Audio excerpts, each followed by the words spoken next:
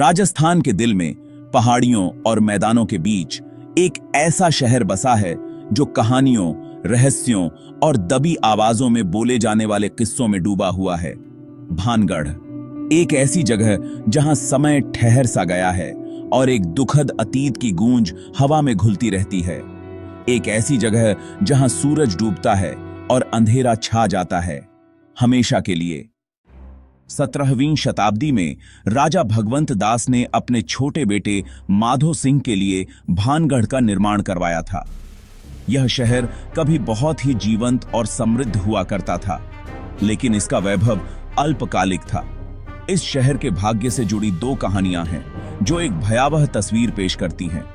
पहली कहानी है तपस्वी बाबा बालोनाथ की, जिनका आश्रम किले की सीमा के भीतर था। उन्होंने किले के निर्माण की अनुमति इस शर्त पर दी थी कि इसकी परछाई कभी उनके आश्रम पर न पड़े। ऐसा कहा जाता है कि बाद के एक शासक ने इस शर्त को तोड़ दिया, जिससे बाबा क्रोधित हो गए और उन्होंने शहर को नष्ट करने का श्राप दे दिया। दूसरी कहानी राजकुमारी रत्नावती की है, जो अपनी सुंदरता के लिए प्रसिद्ध थी। एक जादूगर सिंघिया उन पर मोहित हो गया और उसने उन्हें प्रेम औषधि देकर अपना बनाने की कोशिश की। हालांकि राजकुमारी उसकी चाल को समझ गईं और उन्होंने उसकी योजना को विफल कर दिया। अपने क्रोध में सिंघिया ने शहर को श्राप दिया और भविष्यवाणी की कि जल्द ही इसका नाश हो जाएगा और राजकुमारी की मृत्यु हो जाएगी। आज भानगढ़ इन कहानियों का एक जीवंत प्रमाण है। यह किला, जिसमें मंदिर, महल और हवेलियां शामिल हैं, अब खंडहर में तब्दील हो चुका है और चारों ओर पेड़ पौधे उगे हुए हैं। सोमेश्वर मंदिर अपनी नक्काशी के साथ एक मूक गवाह की तरह खड़ा है। गोपीनाथ मंदिर, जो भक्ति का प्रतीक था, अब हवा के शोर से गूंजता है। राजमहल, जो कभी शक्ति और वैभव का प्रतीक था, अब समय के साथ ढहता जा रहा है। यहां की हवा में एक अजीब सी ऊर्जा है। स्थानीय लोग सूर्यास्त के बाद किले से दूर रहते हैं। उनका मानना है कि यहां भूतों का वास है।